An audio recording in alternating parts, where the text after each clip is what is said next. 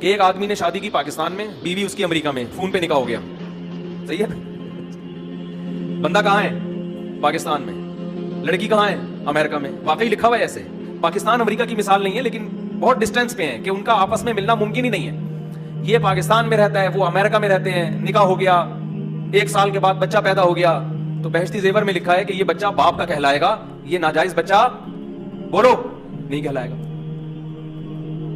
کہنے لگے یہ کیا ہے, وہ آپس میں ملے ہیں ہی نہیں, تو یہ حلال بچہ کہاں سے کہلائے گا؟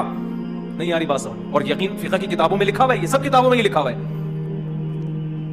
کہ شوہر پاکستان میں, بیوی کہاں؟ بولو امریکہ میں. یہ چاروں فقہ کی کتابوں میں لکھا ہوا ہے. بہشتی زیور میں تو وہیں سے لیا ہے کہ یہ پاکستان میں اور وہ امریکہ میں. سال نکاح ہوا ہے ٹیلی فون پہ, کوئی ملاپ نہیں. کیسے ملیں گے بھائی؟ سال کے بعد بچہ مارکیٹ میں آ گیا. تو شریعت کیا کہتی ہے فقہ کے مطابق؟ یہ باپ کون ہے؟ اس بچے کا باپ ہے. اس کو ناجائز کہنے کی آپ کو اجازت, بولتے کیوں نہیں؟ ایک صاحب مجھ سے الجھ پڑے کہ یہ بہشتی زیور کا مسئلہ قرآن حدیث کے خلاف ہے. میں نے کہا کون سی حدیث کے خلاف ہے آپ یہ بتا دیں. کہنے لگے یہ ممکن ہی نہیں ہے عقلاً. میں نے کہا ابھی آپ کہہ رہے تھے یہ قرآن حدیث کے خلاف ہے, اب کہہ رہے ہیں کہ یہ کس کے خلاف ہے؟ عقل کے. ایک بات پہ ٹکو.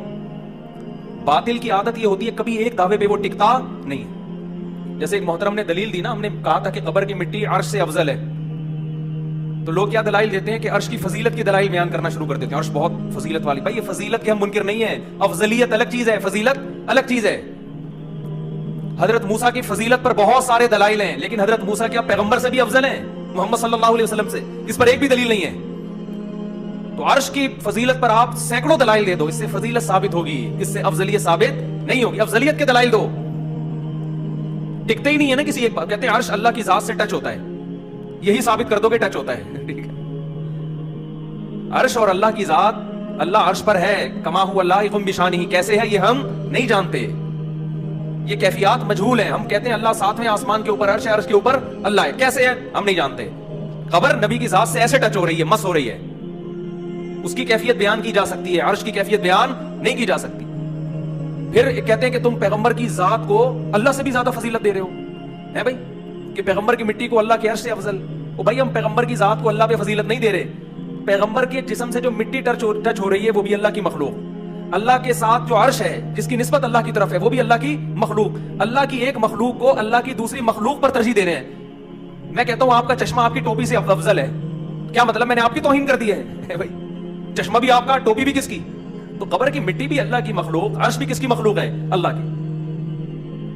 تو ان کے جتنے باطل لوگ ہوتے ہیں نا, یہ کبھی کسی ایک بات پہ ٹکتے, بولو ٹکتے نہیں ہیں, کبھی پینترے بدلتے ہیں, گھومتے ہیں. کیا بات کر رہا تھا یار میں, وہ بات کہتے ہیں, ہاں وہ مثال دے رہے تھے کہ پاکستان میں ہے اور بیوی کہاں ہے؟ امریکہ. یہ مسئلہ بھی خوب سن لیں, مسئلہ بھی ایسا ہی ہے. بچہ پیدا ہو گیا 6 مہینے کے بعد, کیونکہ حمل کی کم سے کم مدت 6 مہینے ہوتی ہے, 7 مہینے میں بھی آ سکتا ہے, 8 مہینے میں بھی آ سکتا ہے. آنا نہیں چاہیے, ٹائم پہ آئے تو زیادہ اچھا ہے, لیکن آ سکتا ہے.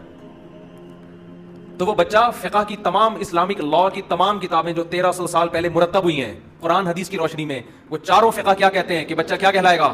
حلال. اس کو آپ زانی بولو نہیں کہہ سکتے, کیونکہ ان لوگوں نے فقہ پڑھا ہی نہیں ہے نا.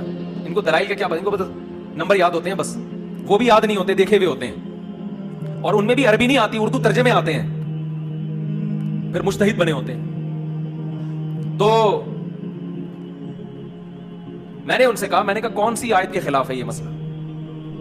کہہ رہے ہیں یہ ممکن ہی نہیں ہے. میں نے کہا ممکن نہ ہونا عقل کے خلاف ہوتا ہے, قرآن حدیث کے خلاف نہیں ہوتا. قرآن کی کون سی آیت؟ میں نے کہا ہم کہتے ہیں آپ بتاؤ یہ مسئلہ کہاں سے نکالا؟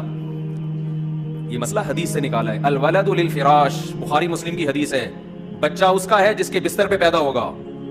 یہ بستر کنایا ہے بیوی سے. نبی صلی اللہ علیہ وسلم نے فرمایا بچہ اس کا ہے جس کے بستر پہ پیدا ہو. وللعاہر الحجر, حجر بھی ہے, ہجر بھی, ہجر زیادہ بہتر ہے. اور جو زانی ہے وہ محروم ہوگا, اس کو بچے کی نسبت اس کی طرف نہیں ہوگی.